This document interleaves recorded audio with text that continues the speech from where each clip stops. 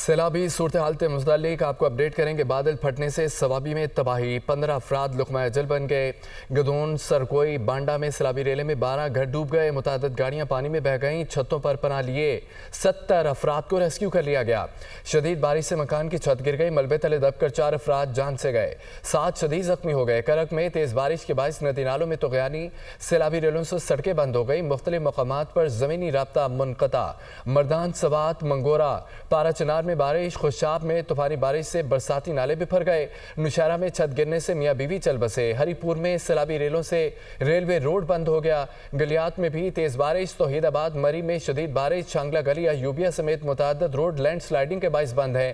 سیلابی ریلوں کے باعث ایبٹ آباد اور حویلیاں کا زمینی رابطہ منقطع ہو گیا، حویلیاں ایوب پل کے پلر زمین میں دھس گئے، پل کو ہر قسم کی ٹریفک کے لیے بند کر دیا گیا، اور راولہ کوٹ میں یونیورسٹی آف پونچھ تراڑ کیمپس کے قریب کار نالے میں بہہ گئی، یونیورسٹی آف پونچھ کی خاتون لیکچرر جام بحق ہو گئی۔